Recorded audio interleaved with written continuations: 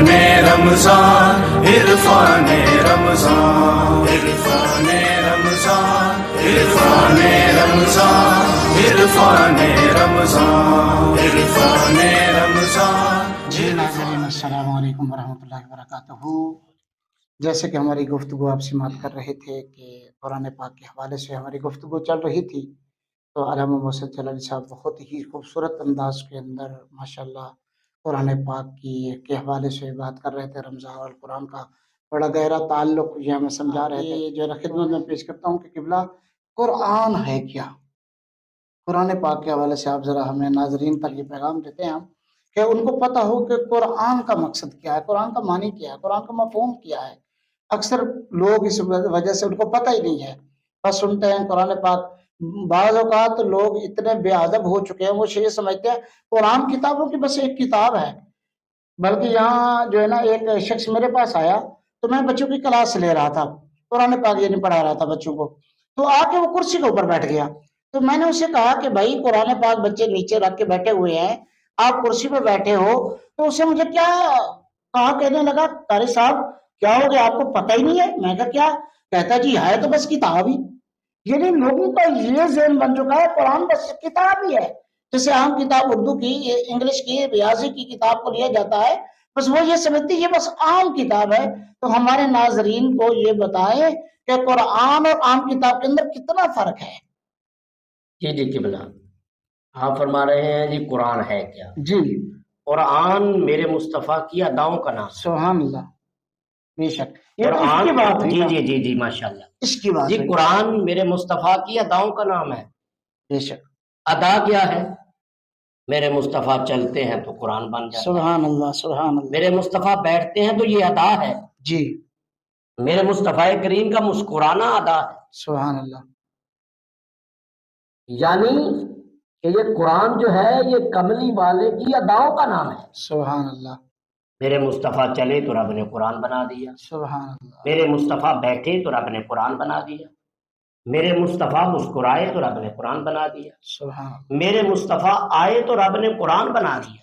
بے شک بے شک. اگر میرے نبی مکے میں قرآن مکے میں، کیا بات ہے کیا بات ہے. اگر میرا نبی مدینے میں تو قرآن مدینے میں. سبحان اللہ. بس آقا کریم ادائیں بناتے گئے واہ. تو رب قرآن بناتا گیا. سبحان اللہ. اور یہ قرآن جو ہے یہ تمام کتابوں سے اعلیٰ ہے. ہاں بے شک بے شک.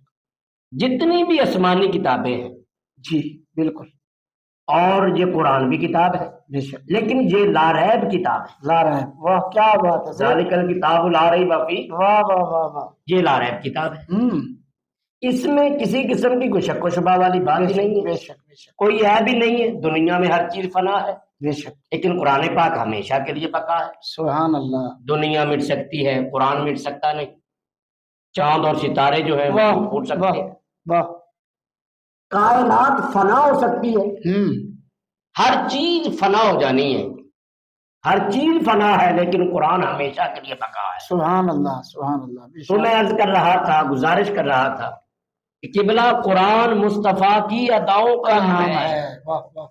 اگر آقا مکے میں تو قرآن مکے میں، بے شک. آقا مدینے میں تو قرآن مدینے میں، آقا اگر سیدنا ابو بکر کے گھر تو قرآن سیدنا ابو کیا بکر کے بات گھر. ہے کیا بات. اگر آقا سیدنا عمر کے گھر تو قرآن سیدنا عمر کے گھر. واہ واہ. اگر آقا سیدنا عثمان کے گھر تو قرآن سیدنا عثمان کے گھر. سبحان اللہ. اگر میرے آقا سیدنا مولا علی کے گھر تو قرآن مولا علی کے گھر. واہ. قرآن اعلیٰ ہے، میرے مصطفیٰ بھی اعلیٰ ہے. بے شک. اور مزے کی بات، جی عشق کی بات ہے واہ واہ. کہ یہ بھی قرآن ہے اور کملی والے بھی قرآن ہے.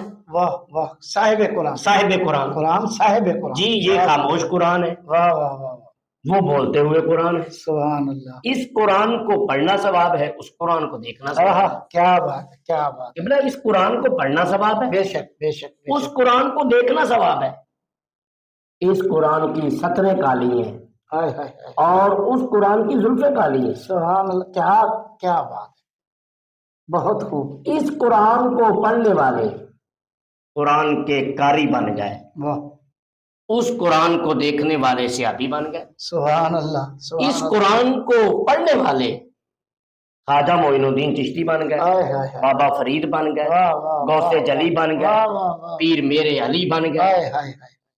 اس قرآن کو دیکھنے والے سیدنا ابو بکر بن گئے، سیدنا عمر بن گئے، سیدنا عثمان غنی بن گئے، مولا علی بن گئے۔ کیا بات ہے، اس قرآن کو پڑھنا ثواب ہے، اس قرآن کو دیکھنا ثواب۔ سبحان اللہ، بے شک بے شک۔ پتہ یہ چلا کہ یہ قرآن شان والا ہے، واہ واہ، مقام والا ہے۔ بے شک۔ اور دوسری بات، اس قرآن کو جو پڑھے گا اسے بھی 10 نیکیاں، واہ، جو پڑھائے گا اسے بھی 10 نیکیاں۔ ہاں وہ جو ہے نا مجھے وہ آقا علیہ الصلوۃ جی والسلام جی کی بلکہ حدیث پاک بھی یہ ذہن جی میں آ جی گئی ہے، جس کے بارے میں آقا علیہ الصلوۃ والسلام نے فرمایا، جی جی جی، خیرکم من تعلم القرآن وعلمہ، واہ واہ واہ، تم میں سے بہترین شخص وہ ہے جو قرآن پڑھتا اور پڑھاتا ہے۔ کیا بات ہے۔ یہاں پہ ایک سوال پیدا، جی جی جی جی علامہ صاحب، یہاں پہ ایک سوال پیدا ہوتا ہے جی کہ کیا پڑھنے والے کو ثواب ملتا ہے؟ جی پڑھنے والے کو بھی ثواب ملتا ہے، پڑھانے والے کو بھی ثواب ملتا ہے۔ جو پڑھے بھی نہ، پڑھائے بھی نہ، پڑھ بھی نہ سکے، پڑھا بھی نہ سکے، وہ کیا کرے؟ وہ قرآن مجید کو اٹھائے، سینے سے لگائے، سبحان اللہ، چوم کے رکھ دے، اسے بھی اتنا ثواب ملے۔ سبحان اللہ، یعنی قرآن کی اتنی برکت ہے۔ جی قرآن کی اتنی برکت ہے، قرآن کا اتنا مقام، واہ واہ۔ قرآن کی اتنی شان ہے۔ اچھا وہ نا ایک میں کلپ سن رہا تھا علامہ صاحب کا، وہ فرماتے ہیں کہ جو بندہ قرآن پاک نہ پڑھنا جانتا ہو وہ قرآن پاک کو اٹھائے اور اس کو سینے سے لگائے، بلکہ اگر ستروں کے اوپر ہاتھ پھیرتا چلا جائے، بلکہ ایک علامہ صاحب تو کلپ یہاں تک فرما رہے تھے کہ ایک شخص تھا وہ قرآن پڑھا ہوا نہیں تھا، قرآن پڑھا ہوا نہیں تھا، مگر وہ قرآن پاک کی لائنوں کے اوپر ہاتھ رکھتا، انگل رکھتا اور کہتا کہ میرے رب کا یہ بھی فرمان حق ہے، یہ بھی سچ ہے، یہ بھی حق ہے، یہ بھی سچ ہے۔ تو فوت ہوا تو کسی کو خواب میں ملا، جب خواب میں ملا تو پوچھنے والے نے پوچھا بتا رب نے تیرے ساتھ کیا معاملہ کیا؟ تو وہ کہنے لگا کہ میرے رب نے، جب میں نے رب کا قرآن پڑھنا نہیں جانتا تھا بس اٹھاتا تھا اور کہتا تھا یہ بھی میرے رب کا فرمان حق ہے، یہ بھی سچ ہے، اللہ تبارک و تعالی نے اتنا قرآن پاک کی برکت کی وجہ سے مجھے بخش دیا۔ جی جی جی علامہ صاحب، یہ تو عشق والوں کی بات ہے، واہ واہ، کیا بات، یہ تو عشق والوں کی بات ہے جیسے آپ فرما رہے ہیں۔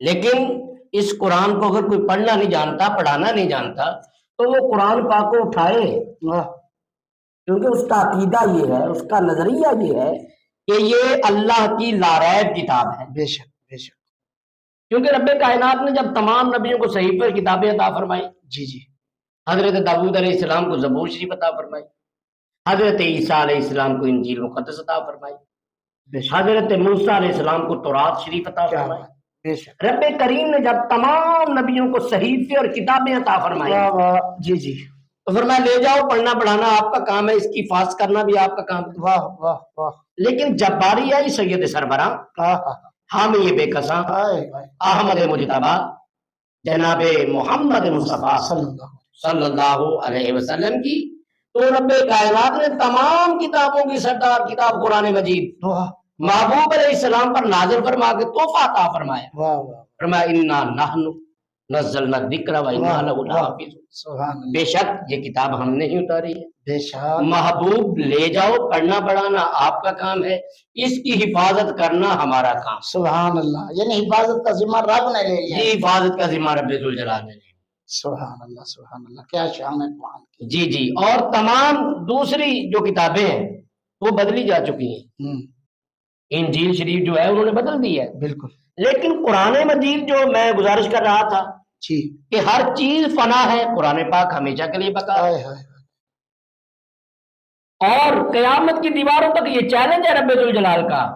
فرمایا وَإِن كُنتُمْ فِي رَيْبٍ مِّمَّا نَزَّلْنَا عَلَىٰ عَبْدِنَا، واہ واہ واہ، کیا بات، فرمایا اگر تم قرآن کے بدلے ایک جملہ بھی لا سکو گے تو لے کے آؤ، ہائے ہائے ہائے، اگر تم سچے ہو، رب کا چیلنج ہے۔ بے شک، فرمایا قرآن کے بدلے ایک جملہ بھی جو ہے، ایک لفظ بھی تم نہیں لے کے آ سکو گے، اور اللہ کے علاوہ اپنے تمام حمایتیوں کو بلا لو، جتنے بھی تمہارے ہیں، ہاں جتنے بھی تمہارے ہیں اللہ کے علاوہ سبھی کو بلا لو، لیکن قرآن کے بدلے جو ہے تم ایک لفظ بھی جو ہے وہ نہیں لا سکو گے، اور اگر بدلنا چاہو قرآن کو تو تب بھی نہیں بدل سکتے۔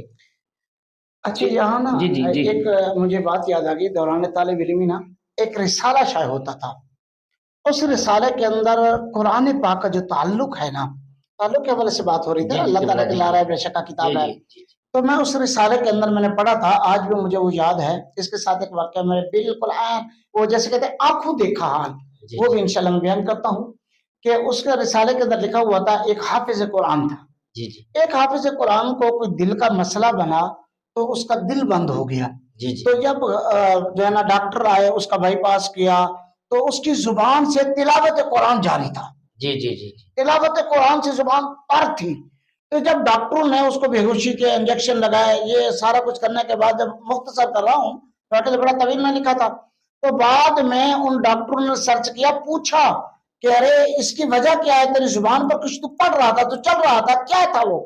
تو اس حافظ قرآن جب ہوش میں، اس نے بتایا کہ میں نے زندگی کے اندر جب سے قرآن پاک حفظ کیا ہے تو میں ڈیلی کے 5 پارے قرآن کے پڑھتا ہوں، ماشاءاللہ اب میرے اوپر اگر مشکل وقت آیا ہے جی جی تو ماشاءاللہ قرآن نے بھی مجھے تنہا نہیں چھوڑا، جی جی جی جی قرآن بھی میرے ساتھ رہا ہے۔ اللہ تو ان رسالے والوں نے لکھا تھا، پھر وہ جتنے ڈاکٹر تھے ان کا محبوب علیہ السلام کا کلمہ پڑھ کے دار اسلام کے اندر داخل ہو گئے کہ جس کے پہ نازل ہونے والی کتاب جو بندے کو اس طرح تنہا نہیں چھوڑتی، وہ نبی مکرم شفیع اعظم صلی اللہ علیہ وسلم اس طرح اپنے امتی کو، اپنے جو ہے نا قرآن پڑھنے والے قاری کو اور اپنے امتی کو اس طرح اکیلے تنہا کیسے چھوڑ سکتے ہیں؟ یہ تو ایک رسالے کی بات تھی۔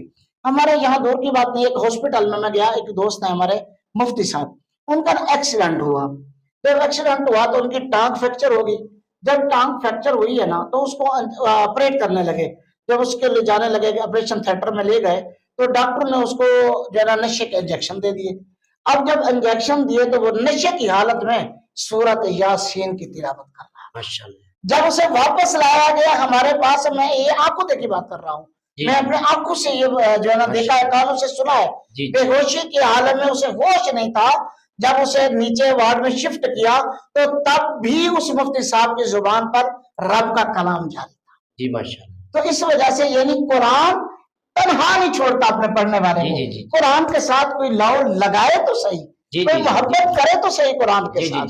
جی اس حوالے سے ذرا آپ جو ہے نا مزید۔ جی آپ فرما رہے ہیں کہ قرآن کے ساتھ کوئی تعلق بنائے تو صحیح، جی یعنی کوئی بیمار ہو تو شفا ملتی ہے، اور آقا علیہ السلام نے فرمایا نا کہ میں 2 چیزیں چھوڑ کے جا رہا ہوں، سبحان اللہ، 2 چیزیں چھوڑ کے جا رہا ہوں، ایک میری اہل بیت ہے، ایک میرا قرآن ہے، سبحان اللہ، فرمایا کہ ایک میرا قرآن ہے، ایک میری اہل بیت ہے، واہ واہ واہ، فرمایا جب قرآن کا پیچھا کرو گے، قرآن سے تعلق بڑھاؤ گے، قرآن سے رشتہ ناتا جوڑ کے رکھو گے، واہ قرآن تمہیں نہ دنیا میں اکیلا چھوڑے گا نہ آخرت میں چھوڑے گا۔ واہ، اور آپ فرما رہے تھے کہ بیمار کو شفا ملی، جو آپ بے شک فرما رہے ہیں، بالکل بے شک کیا اللہ کیونکہ قرآن کہتا ہے وَنُنَزِّلُ مِنَ الْقُرْآنِ مَا هُوَ شِفَاءٌ وَرَحْمَةٌ لِّلْمُؤْمِنِينَ، سبحان اللہ، قرآن شفا ہے، قرآن شفا ہے۔